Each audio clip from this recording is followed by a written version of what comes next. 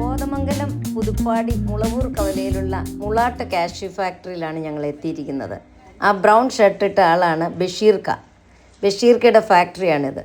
ഒരുപാട് സ്ത്രീകൾ ഇവിടെ പണി ചെയ്യുന്നുണ്ട്. കണ്ടോ, കാഷ്യൂ എല്ലാം വേർതിരിക്കാനും അത് വൃത്തിയാക്കാനും എല്ലാം സ്ത്രീകൾ പണിയിൽ ഏർപ്പെട്ടിരിക്കുകയാണ്.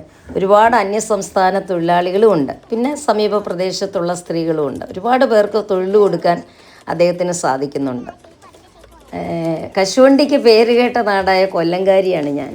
ഞങ്ങളുടെ എൻ്റെ ചെറുപ്പത്തിലൊക്കെ പാവപ്പെട്ട സ്ത്രീകൾ എല്ലാവരും തന്നെ കശുവണ്ടി ഫാക്ടറി കൊണ്ട് ഉപജീവനമാർഗം കണ്ടെത്തിയിരുന്നവരാണ്. പിന്നെ തൊഴിൽ സമരവും മെക്കനൈസേഷനും ഒക്കെ വന്നതുകൊണ്ട് ഇന്ന് കൊല്ലത്തെ ഒരുപാട് വലിയ വലിയ ഫാക്ടറികളൊക്കെ അടഞ്ഞു കിടക്കുക. ഇപ്പോൾ ഈ വ്യവസായം ഇതുപോലെ കുടിൽ വ്യവസായങ്ങളായിട്ട് പല സ്ഥലങ്ങളിലേക്ക് മാറി. അപ്പോൾ ഇതാണ് ബഷീർക്കയുടെ ഫാക്ടറി.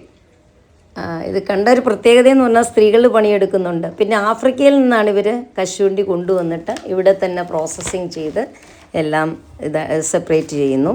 ഇവിടെ വളരെ വിലക്കുറവുമാണ്. പല തരത്തിലുള്ള പല വലിപ്പത്തിലുള്ള ഓരോ സെക്ഷനായിട്ട് അങ്ങനെ വെച്ചിട്ടുണ്ട്. ഫ്രൈ ചെയ്തത്, സോൾട്ടഡ് ആയിട്ടുള്ളത് എല്ലാം ഉണ്ട്. നമുക്കിഷ്ടമുള്ളത് മേടിക്കാം.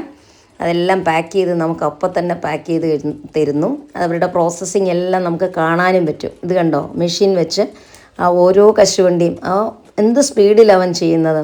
ഓരോ കശുവണ്ടിയും എടുത്ത് അതിങ്ങനെ കട്ട് ചെയ്ത് നല്ല ഭംഗിയായിട്ട് കണ്ടോ. തൊഴിലാളികൾക്ക് താമസിക്കാനുള്ള സ്ഥലവും എൻ്റെ പുറവശത്തുണ്ട്. അവർ ഫാമിലിയായിട്ടൊക്കെ അവിടെ താമസിക്കുന്നുണ്ട്. ഞങ്ങളുടെ നാട്ടുകാരിയായ ഒരു ചേച്ചിയാണ് അവിടുത്തെ മെയിൻ ആൾ. അപ്പം അങ്ങനെയാണ് ഞങ്ങളവിടെ പരിചയപ്പെട്ടത്. അപ്പം ഞങ്ങൾ വീഡിയോ എടുക്കാനൊന്നും ഉദ്ദേശമില്ലായിരുന്നു. അപ്പോൾ ഇതാണ് ബഷീർക്കയുടെ കാഷ്യൂ ഫാക്ടറി.